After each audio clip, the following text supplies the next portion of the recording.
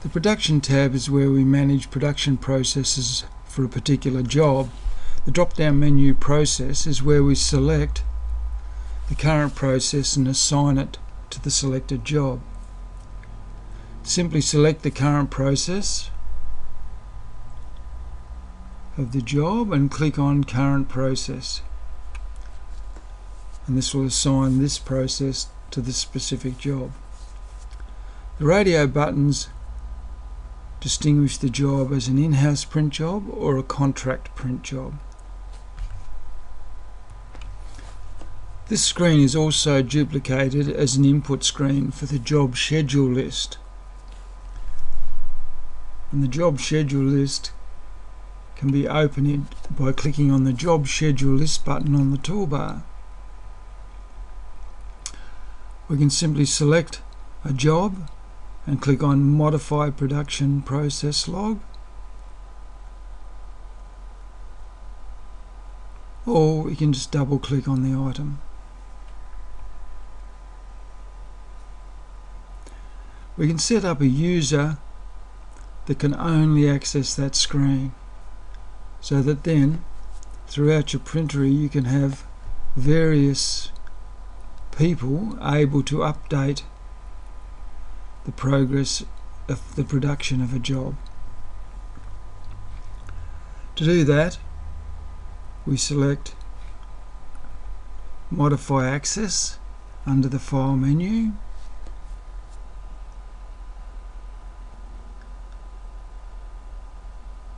and you'll be asked to set up an administrator.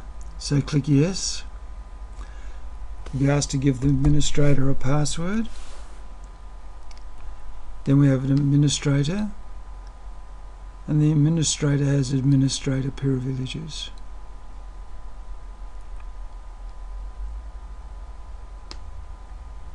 So to have another user, we type in the new user's name, type in a password, and we add a new privilege. We clear these privileges and we want them to only have the schedule window access. We have it so it only has internal jobs and doesn't display the external contract jobs, or you can have both. Then we give that privilege a name.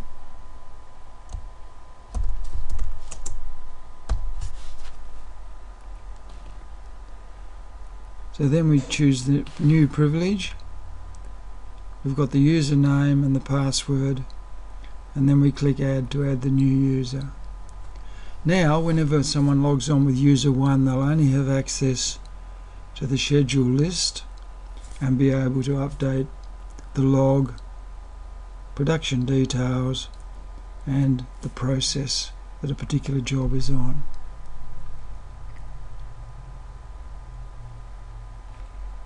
So we can delete the users. We delete all the users except the administrator first before we can actually delete the administrator. And when we delete the administrator, all privileges are deleted as well. So going back to the job and the production screen, when a new job's created, the in-house job checkbox will be selected by default, and you'll have to change it to a contract print job if it is in fact a contract print job. First, a production item entry has to be created by clicking on the Create Production Item button.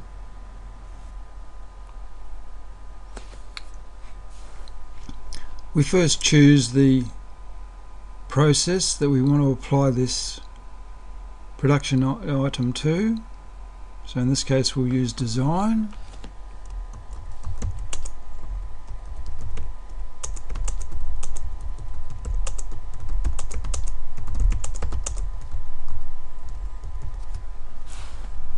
Click OK,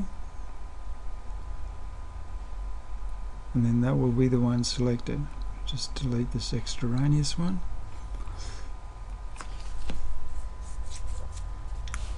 Then we can enter a log, and we see there that the beginning of the details are entered.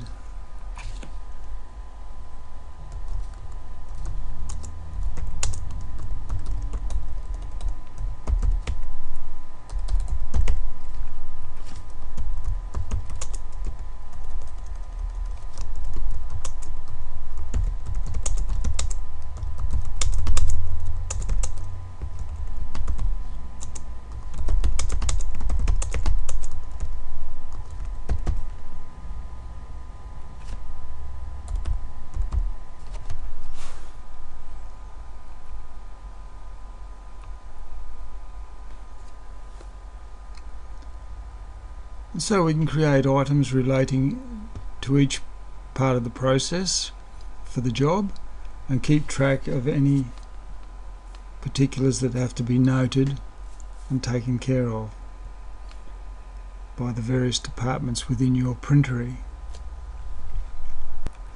Both lists have additional buttons: delete, search, use, omit, all design items. That button will relate to whatever's selected in the process. If we select pre-press, it'll be all pre-press items. In this case, all design items. Create production item, which we've already seen, and modify production item. To modify an item, we first select it, then click modify item. We can make any changes we wish. Click OK to save them, or we can double click on the item to modify it. To delete an item, we first select the item, click the delete button, then we'll be asked to confirm the deletion. If we want to delete it, click yes, no if we don't. The same applies to the log items. Click delete to delete a log item. You'll again be asked to confirm the deletion. Click yes to delete it, no not to delete it. We can search production items by the date from and to, a date range, and any words that are contained within the details section.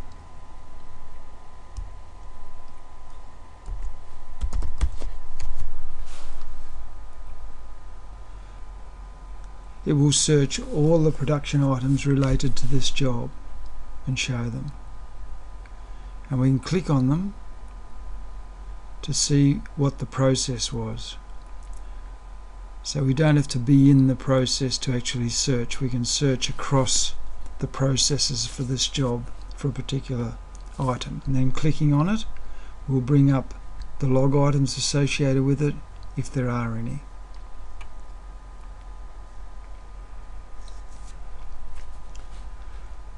And with the logs, we can search logs as well.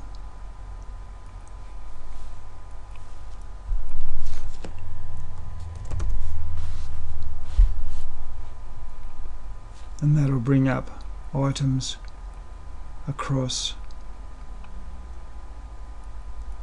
the list of quotes, and you'll see that it can then select the item above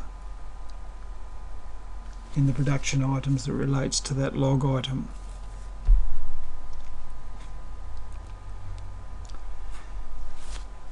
To make a sub-selection, if you've got a large number of production items, you can make a sub-selection by selecting them holding the control key, then click use to make them the current selection.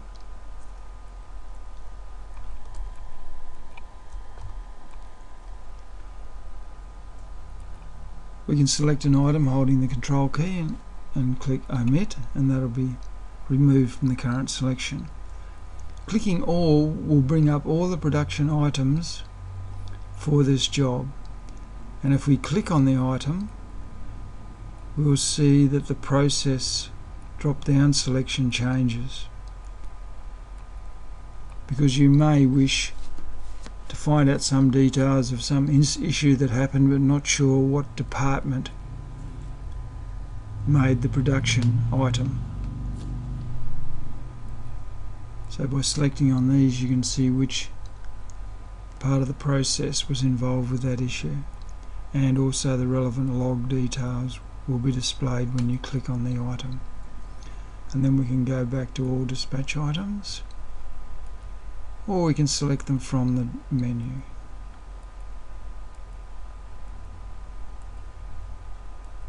Going across all items.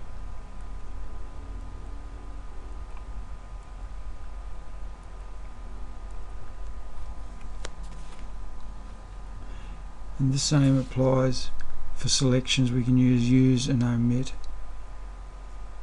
when we've got a number of log items. Clicking all on the log items brings up all the log items for the particular process.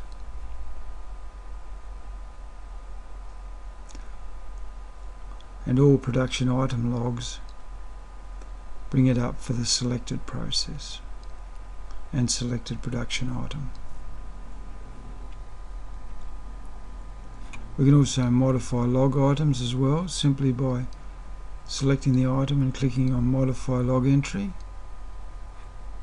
or we can again double click on it to do the same.